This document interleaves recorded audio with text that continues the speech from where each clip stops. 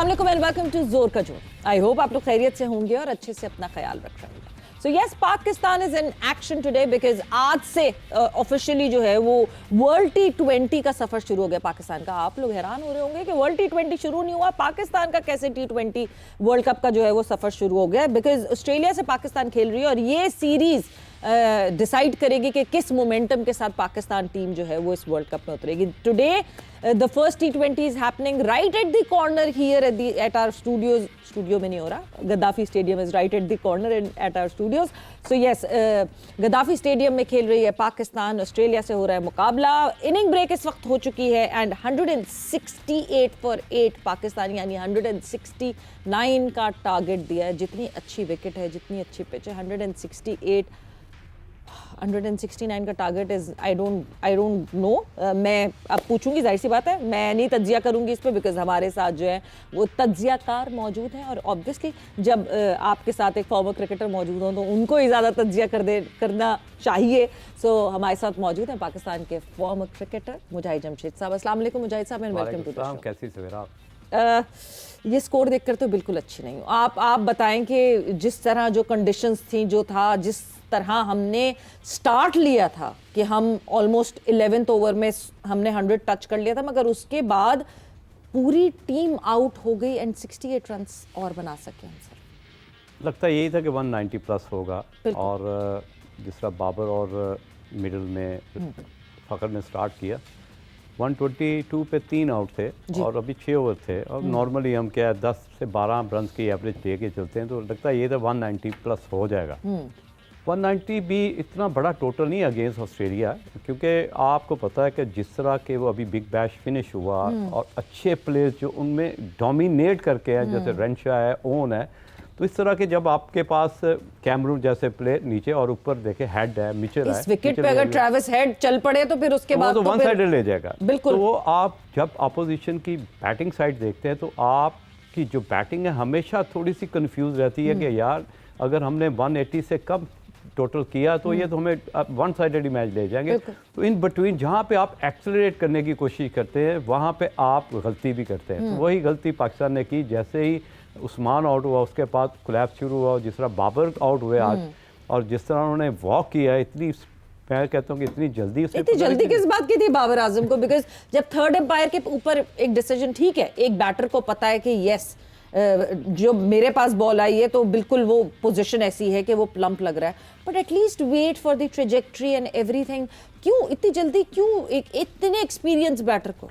देखिए कई दफ़ा होता है कि आप जो सामने अंपायर है उसने नॉट आउट दिया है तो नॉट आउट का एडवांटेज तो लेना चाहिए। एटलीस्ट आप जब संपा ने थर्ड अंपायर को कॉल किया तो आपको थोड़ा सा ट्रस्ट करना चाहिए इस अंपायर पे। आप इतनी स्पीड से निकल गए कि once you cross the rope तो आपके लिए वापस आना मुश्किल है। और यहाँ पे एक गलती की अंपायर्स ने कि उसने जब नॉट आउट दिया उसको कंसीडर किया गया कि लेफ्ट हैंड खेल रहा है। अगर इसीलिए आपको याद होगा कि अभी मतलब एहसन रजा को एकदम से लगा थर्ड अंपायर ने यही जो कि रिवर्स स्वीप थी। थर्ड अंपायर ने तो यही कहा कि missing the leg stump pitch the leg stump, तो लेग स्टंप मींस कि वो नॉट आउट है, नॉट आउट। लेकिन सडनली उनको रियलाइज हो गया ये तो उसने तो रिवर्स शॉट मारी है। तो ये ऐसी गलती नहीं होनी चाहिए, क्योंकि आप देखें ना हमारी रेपुटेशन ये है कि हमने अपनी कोई भी लूप होल इंडिया को नहीं देना, चाहे वो अंपायरिंग हो, चाहे वो आपकी बैटिंग हो। आपने अब उस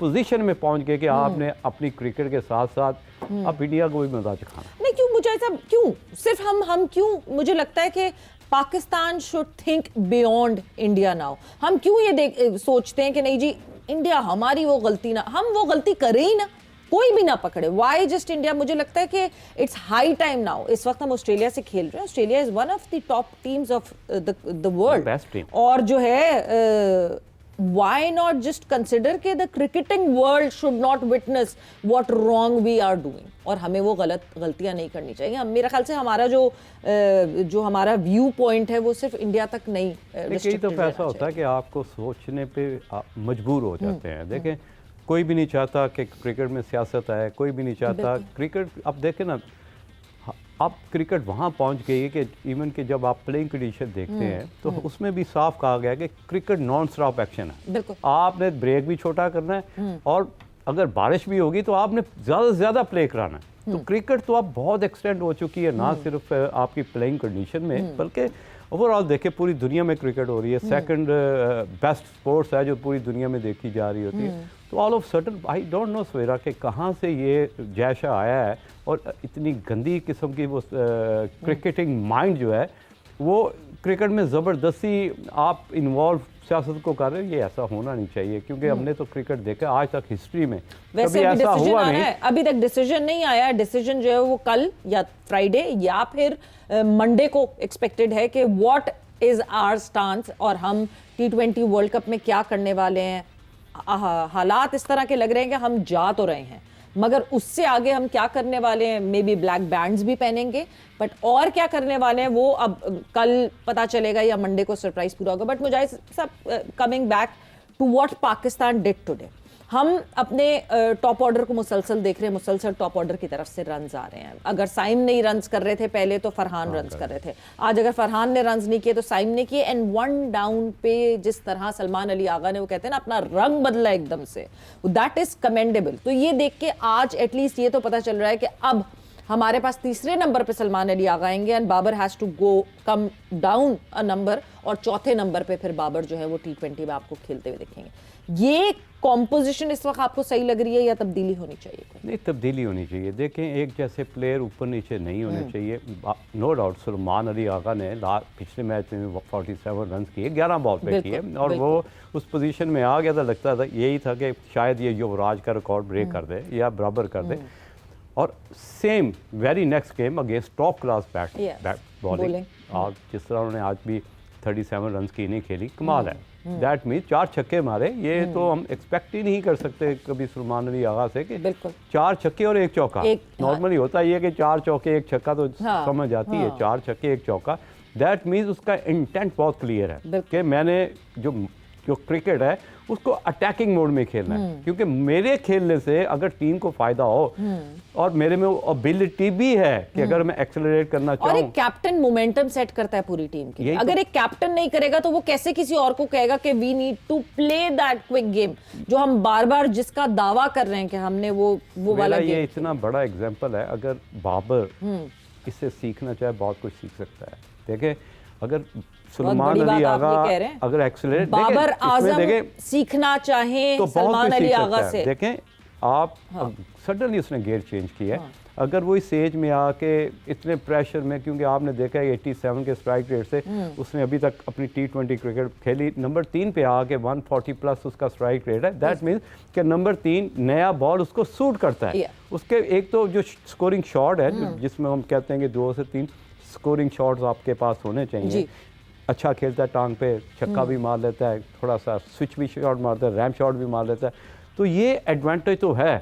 लेकिन बाबर को ये देखना है कि ऑल ऑफ सडन ऐसा कौन सा उसने फार्मूला यूज़ किया जिसकी वजह से ऑल ऑफ सडन छक्के मारने शुरू हो गए। तो आपस में बात करनी चाहिए कि यार देखो, मैं तो खेलता हूँ नीचे, मुझे एलिवेशन किस तरह मिलेगी, ये आप बैठ के बात करें। आपका स्ट्राइक रेट 145 प्लस होगा तो टीम को फायदा होगा। जैसे वो कहा जाता है ना कि आप अच्छे जब होते हैं, आप बेहतर जब हो जाते हैं जब आपके पास अर्ज हो सीखने की।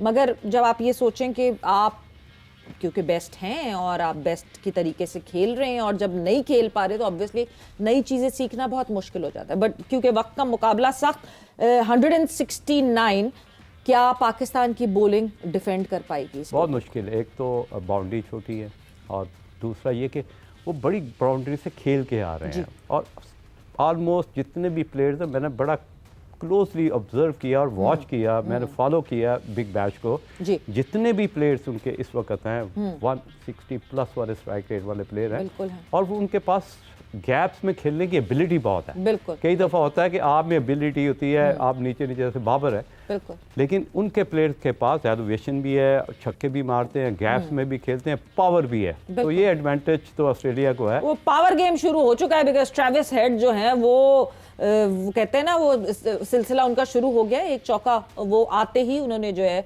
वो एक चौका जो है वो मार चुके हैं। So yes, the game has started now and let's see.